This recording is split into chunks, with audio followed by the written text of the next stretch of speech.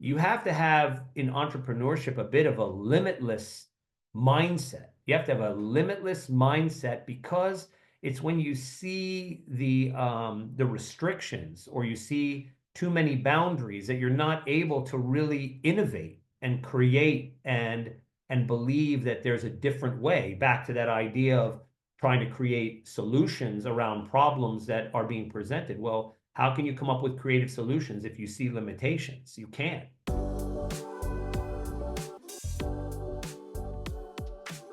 Kerim, welcome to the Book Thinkers Life Changing Books podcast. I'm excited to chat with you about your book, Supply Chain Ups and Downs.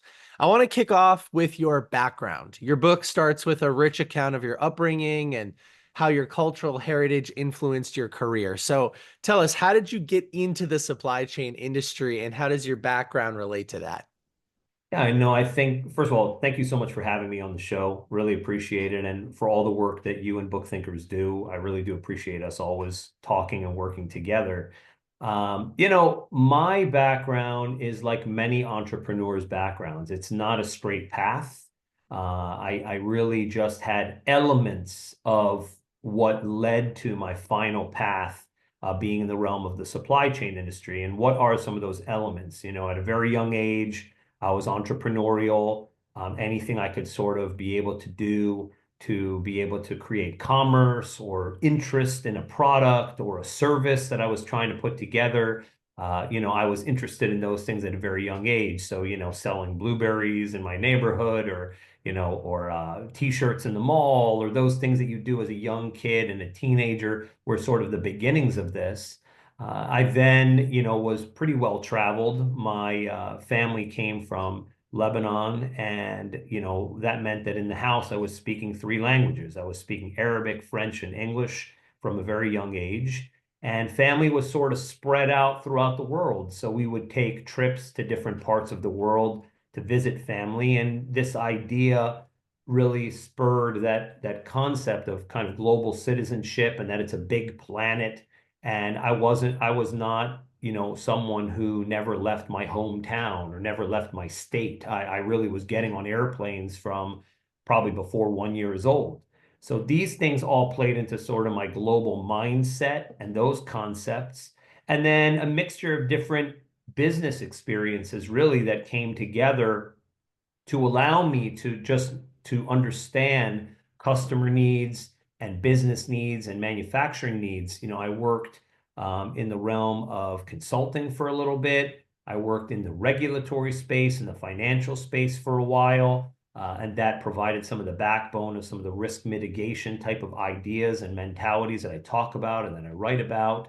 And I worked within just different industries. Really, I worked in the tech space for a little bit as well. And so, somewhere about 20 years ago, through all these different corporate and life experiences and background and fundamentals, I had taken a trip to Asia and I really just appreciated what I saw there, which was that all ideas can become reality. Manufacturing capabilities and prowess, which was unbelievable and unrivaled anywhere that I'd ever seen. And I said, but there's a lot of fraud here, potential fraud here. There's a lot of lack of transparency and visibility, these very key and important things that matter to the supply chain industry specifically. And could I create a business or a service, as I had done even at a young age, that looked to tackle those problems? Because that's what entrepreneurs do. We look to find those issues and problems and then find creative ways to resolve that. And that was the creation of the Atlas Network, which is a company, a global supply chain solutions company that we've been running for more than 20 years with almost 2,000 suppliers, offices in the United States and in Asia, and really with a very kind of strong focus on visibility, transparency, high quality outcomes, efficiency, improved quality. These are the kind of the backbones of which and how the Atlas Network has worked and survived. So that's kind of a quick trajectory from young age to just overall background and then feeding into, how I sort of came to what I do. Yeah, I love that explanation. You're incredibly articulate. And one of my favorite things that you just talked about was the global citizenship piece of things, because I have a couple of friends that like you grew up speaking multiple languages, visiting their families back either in a home country or if their family spreads out a little bit. And I think there are a ton of advantages to that. And as you know, I grew up working in the supply chain space as well. I worked for a transportation management software company. We sold to intermodal trucking companies. And I would sit down with these business owners, and they were almost all originally from another country. And then they started an import export relationship with people back home. And so I think that that global identity that people grow up with, like you did, is such a cool advantage, because I'll admit that I grew up in a family, and although I have, I'm kind of a mutt, as you'd say, I have ethnicities from 10 or 12 different European countries. I didn't grow up traveling or speaking other languages. So it's a really cool advantage that you had. Yeah, I think the wonderful advantage today, though, is through technology, the world has never been smaller. So, Mm. although then it may have been more complicated to see those parts of the world and get on an airplane to go see this or that or be exposed, now all you have to do is push a button. And it's really just a matter more of interest, I think. And that interest comes from our education, it comes from our parents, it comes through, again, technology making the world smaller, that you can in 5 seconds look on your phone and either video chat with somebody on the other side of the planet, or you could, learn about things that are happening in different far reaches of the globe, and see how those things either have interest for you or, make your life more fulfilled. It's just about having the interest. And this is where I think we Mm. need to consider this concept of, let's say, make America great, which President-elect Trump is talking about, is really, if you think about it, is not about an insular view, a view just of, let's say, the United States or America, but more so it should be a global view. And that's how we continue to make this nation and other nations better and stronger, by having a global view, because we're in a global economy and we're in a global technological, revolution in our evolution as people. And so, I believe that that's really what's going to lead to our, our continued advancement as people, and in the realm of business and in the realm of just general philosophy and thought process. Yeah, I mean, you bring up the word interest, which is interesting. Interesting. I think that there are a lot of people that listen to this show that are small business owners or thinking about starting a side hustle. Maybe they're a successful business owner, and so they're always interested in subjects like this. But it doesn't feel like the average person is. So you mentioned selling blueberries and t-shirts. I mean, for me, I would draw pictures and try to sell them to my neighbors, earn a few quarters so I could go to the local arcade. But do you think entrepreneurship is sort of baked into us? Like, do you think you were always going to be an entrepreneur interested in commerce, or was that developed through some type of other influence?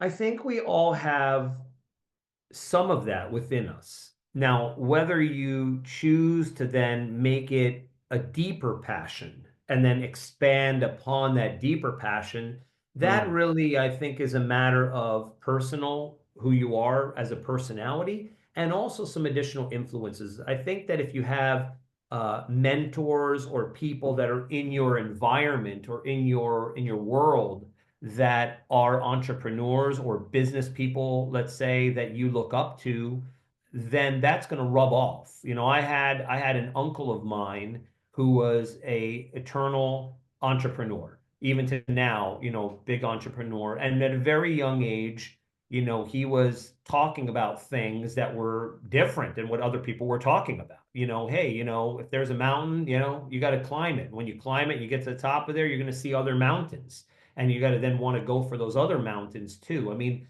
you have to have in entrepreneurship a bit of a limitless mindset. You have to have a limitless mindset, because It's when you see the restrictions or you see too many boundaries that you're not able to really innovate and create and believe that there's a different way. Back to that idea of trying to create solutions around problems that are being presented. Well, how can you come up with creative solutions if you see limitations? You can't. So I think it's a mixture of personality and our background and environment, and then even some external influences like some mentors now and again, or people in your life that you either see or know through family or through business associations or on television or whoever it is that you end up sort of looking up to that could also be a part of this. Yeah, I love hearing stories like that. You have an uncle who's just an entrepreneur. It's just who he is. And he's always talking through this lens of entrepreneurship and overcoming obstacles. And those little things, they have a big impact on people, Of which I course. think is a lot of fun. And so do books, right? So you've decided to write this book that teaches people the basics of the supply chain industry. Can you talk a little bit about why you decided to write it and maybe what some of the core lessons are in there? Supply There chain it ups and is. downs. It's all about this book. I mean, the really the concept here is that it's a difficult, confusing space because of the fact that there are so many moving parts. When we talk about supply chain, we're talking about these links in the chain. And who are these links? Well, there are customers and there are suppliers and there are transportation folks and there's duties and customs and there's trucking and there's fulfillment and warehousing and procurement and the whole kind of life cycle that continues through. And it's global, right? And anything and everything can and does go wrong. And so it's confusing and it's complicated and it touches all of our lives in so many ways. And I always kind of will come back to the pandemic as a perfect example. And that really, I think, lit a spark and became, made supply chain more common words in our vernacular for sure. Because people were not getting what they wanted or what they needed when they needed it most. And that was globally. And everybody didn't understand the reason as to why that was. In some cases, it was a manufacturing issues. In other cases, it was a labor issue. In other cases, it was transportation related issues. But it didn't matter what it was that was happening within that industry. In general, it came down to people not getting what it is that they needed when they needed it most. And that was either particular products or services or aid or support or whatever it may be, medicines. Uh, and it's the business of supply chain. And so when that happens globally, everybody starts to really pay attention because it impacts their daily life. It impacts their comfort. It's not a concept anymore or some theoretical idea that's out there in the ether that nobody can kind of touch or understand. And the issue with the supply chain space, and the reason why I wrote the book, Ups and Downs, is that the industry itself is too siloed. So many players within the industry just play or look at their role within it, whether they're in the technology side or the transportation side or the manufacturing side or the delivery side or whatever component of the whole life cycle they play in, they tend to just see their part with some level of blinders. Well, my company, the Atlas Network, was created 20 years ago to help small to mid-sized businesses who didn't have resources, who didn't have the capabilities, who didn't have the visibility or the transparency into the space to get that through third party services.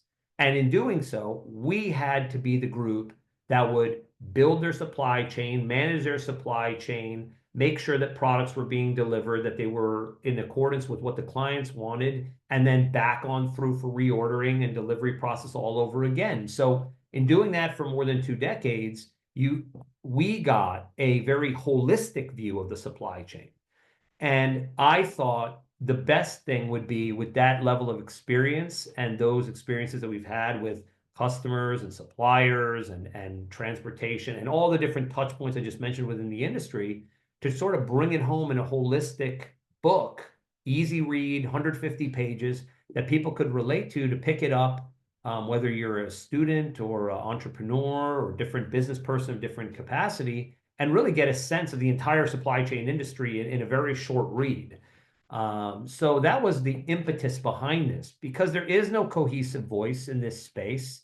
There is not just a very clear-cut, overarching view of this entire industry. And that was the goal of this book, to really be able to take that type of an approach, easy to read and really relatable approach to the supply chain. Yeah, and I think you did a great job doing that with the book. And you have a few different target customer profiles. So we'll talk through the lens of a few different ones real quick. Why should a young kid, high school age, maybe heading into college, interested in business, why should that person read the book? Well, really, because this is a exploding field. This is an industry that is growing by leaps and bounds and needs really smart people to basically take it to the next level of heights. And what do I mean by that? So, some of the biggest advancements that are happening in the realm of AI, in the realm of sustainability, these are all key important topics in the business world today, are happening in supply chain. There are major impacts that are happening in this space. Also, it's a dynamic field because, as I mentioned before, you could sort of play a role within various aspects of the supply chain, whether it's technology or manufacturing or engineering or design or procurement or warehousing or fulfillment or sales or e-commerce. I mean, there's so many places that the supply chain touches, that to be aware of this industry and to know how you can connect into it with almost any kind of business experience. I mean, you could be a finance person working in the realm of supply chain. You could be in accounting. You could be a marketing person. Really, any field of business can be involved or touching this space. So that's why it's exciting. That's why it's wide reaching. And as I mentioned before, and we keep talking about, is it's global as well. So you could travel to corners of the earth. You could be working with counterparts in different parts of the world virtually, be learning about cultures and differences. And in that way, I believe it's a very rich experience for students that are looking to figure out their next levels or career path. Yeah, as you answer that question through the lens of a young professional, I was thinking back to I was about 21, I think. I just graduated college. I was working for this software company, and I got an inbound sales call. I was a sales guy, and it was this trucking company owner down in Panama, the country of Panama. And he had this transcontinental company that would take containers off of one side of the canal, truck them over to the other, and load them back on container ships because the tariffs to go through the canal are so expensive. Yeah. It was actually less expensive to take like thousands of containers off of a ship and then drive them to the other side and put them back on another. And flying into Panama, you see 50, 60 ships just hanging out on one side of the canal waiting for their turn to go through. And it was just so much larger than life. I mean, for me at the time as a young person, it was so exciting to see all of this happening. And I think that if anybody listening to this or watching this just pauses for a second and looks around, whether you're in the car or at your home office, virtually everything around you was manufactured somewhere else on this planet and then transported to you. And you're talking about dozens of different industries, people that had their hand in moving that item or whatever it was, maybe even the car you're driving to the location that you purchased it. And that's just, I don't know. Yeah, if you're a curious person, it's just fascinating. Yeah, absolutely. And I mean, I think that's the sense of wonder that you have that then creates the interest to know more. And that comes through either seeking out a book like the book I wrote, or knowledge in the industry, whether you're studying that now. Again, many universities are really offering great supply chain management majors and degrees in this. So, it's something that is touching every single part of our lives. And as you said, all you have to do is just look around, and that doesn't even have to be a cross-border thing. It could be domestic supply chain. You could literally be buying something or picking something up that's made down the street at a place. It's maybe not even a large factory, And there's still some aspects of a supply chain. There were materials that had to then get to that place, that then had to be manufactured into something and then distributed out and sold and warehoused and pushed through to even the local market. So supply chain is not even just a global idea. It's really just a entire sort of industry relatable idea.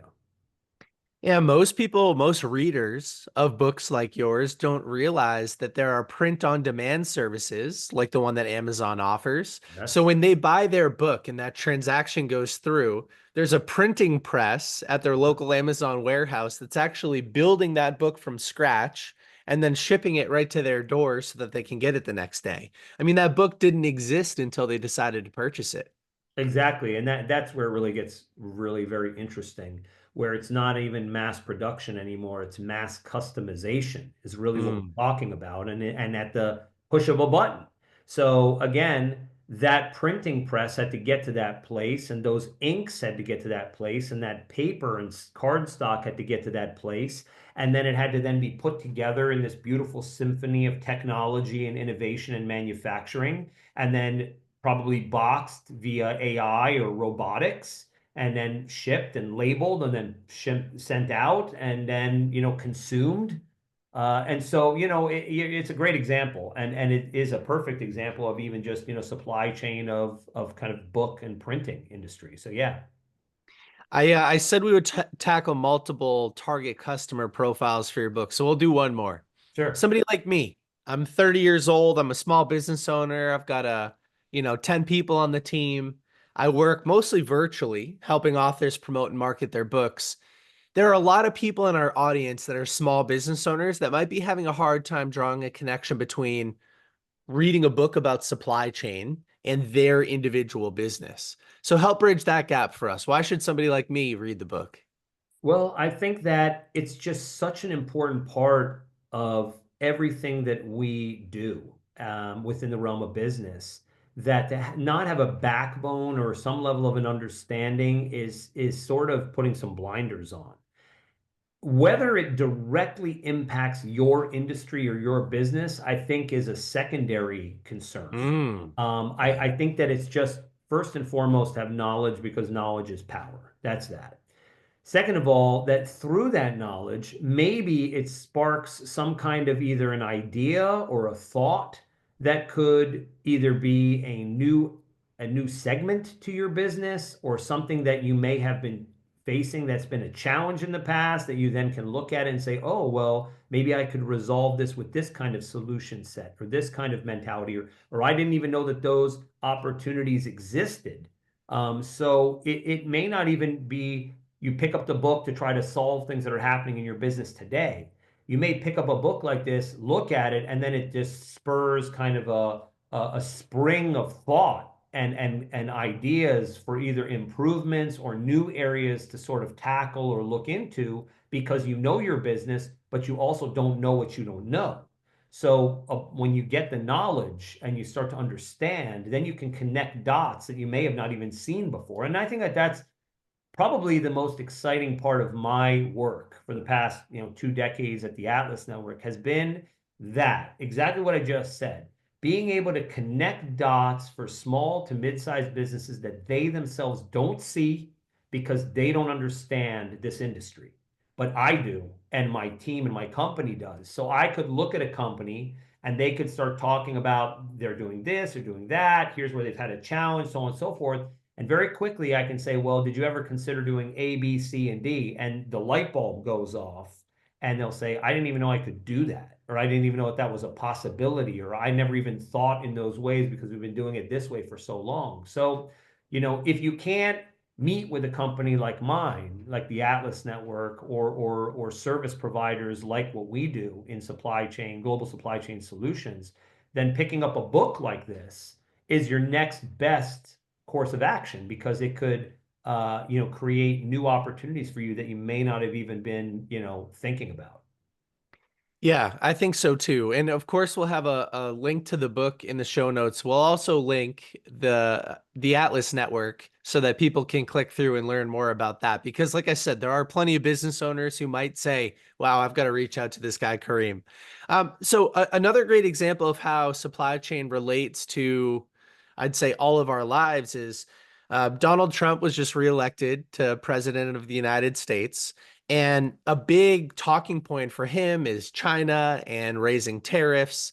How does that affect us as business owners and also us as consumers? Yeah, absolutely. And I've been talking a lot about this recently. I actually just did some interviews over the Thanksgiving break here with Fox Live, and I was also on Yahoo Finance, and they were asking me these similar questions around Trump tariffs for President-elect Trump.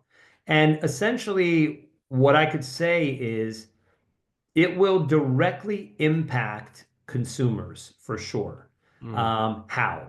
Because if we're going to have tariffs that are 25% on goods from Mexico and Canada, and an additional maybe 10% on goods from China, those costs are going to have to be managed somehow. And the choices are really come down to the businesses themselves. So let's talk about that. So if you are a particular business that's, let's say, in the luxury product space or some area where there's enough margin, you may choose to absorb those costs on the behalf of your customers so that they don't feel a difference. And because the margin and their higher, luxury products, it may not make a difference one way or the other. You may, if you can't do that, you may have to pass those costs off to your customers. And that is where consumers will feel a difference with regards to particular products. And we know that, everything from food and agriculture, which we get a lot from Mexico and some from Canada and so on, electronics, automotive industry, some of these are very highly reliant supply chains on the global industries, that the global landscape. And so if you can't absorb those costs and you have to pass those costs off to your customers, then in that case, you could create scenarios of potential inflation through time. And through extended levels of inflation, you could then even potentially have the worst case, which is recession, where people just aren't buying anymore because they can't afford to buy. And this becomes a real challenge. So, the businesses are going to have to look at if they can do a few techniques in order to not create scenarios of inflation or potential recession, which would be, as I mentioned before, either absorbing costs, passing those off, negotiating with their suppliers themselves to see if everybody can sort of split these cost differentials or share the cost differentials. Maybe they have to do some reclassification potentially of their goods as they bring them into the United States under different tariff codes that are obviously need to be within legalities of the law to do so. And then finally, in a worst case scenario, they would have to recreate supply chains. Now, in some spaces or some industries, this may be a faster shift or a pivot. And in others, it may take years of infrastructure. So it's a calculated decision for a small business to say, am I going to invest a significant amount of resources to build new supply chains? And then in the end, maybe these tariffs will reverse or will change through time, politics change, and so forth. And then, was it worth making the shift over, or should we have just sort of shared these additional costs or passed them off or whatever they may have done otherwise? I mean, the idea of having economic sanctions to curb behavior between nations is not a new one. This has been done many, many times throughout history. But when it really starts to hit the American consumer, it must be actively monitored by our government to ensure that we don't go to those places that are really, in the end, detrimental to America and to the American consumer, which would be, as I mentioned before, the levels of inflation and potentially even recession. I talk about some of this in my book, where I discuss a theory which is called supply chain socioeconomics, where I discuss some of this and the push and the pull and the divergent interests between different players within the supply chain, but it even impacts the consumers as well. And this is a perfect example now with these tariffs, where the only way to really make sure we don't go too far is with active monitoring to ensure that we're not pulling back in buying behavior too much, which would be an indicator of, inflation and then potentially moving towards recession. Hmm. Yeah, it's such a wildly complex industry, like you said, and there's nobody that's just simplifying it, breaking it down, helping us understand it like you are. And it does reach every area of our lives and businesses. And I think that this election was a really good example of that. And I think that what you just talked about can help pretty much everybody see why it's important to understand it. Yeah. So if there's somebody listening to today's podcast who's on the fence, they're like, Kareem, you're a really smart guy. The book is interesting, but I still am not sure if I want to buy a copy yet. What's your final word for that person? Yeah, I mean, the final word is that again, knowledge is power. We are in a global economy now and have been for a while. And the only way to truly understand is to know as much as you can. The book that I wrote is geared to be a easy, quick read, which is understandable by many different groups, whether again you're a student or a small business or a supply chain expert, whatever it may be, there's something for everyone in this book. I tried to make it as relatable as I could. We have a great website, which is supplychainupsanddowns.com, which talks about the book. And if you want to sort of have a flavor as far as just my thoughts around how the supply chain works and the industry at large and so on, I have a significant amount of social media platforms that you could look at, from YouTube to Facebook. And my main website, which is not the atlasnetwork.com, but for my sort of thought leadership and philosophy and leadership, is kerimkfuri.com. Any of those places you could take a look and see lots and lots of great, videos about various topics that touch the supply chain. And then if you like what you're hearing and seeing through my philosophy and leadership approach, then maybe you want to say, all right, well, I think the book would serve me well. So that would be my kind of final words around it. It's a very exciting, interesting industry.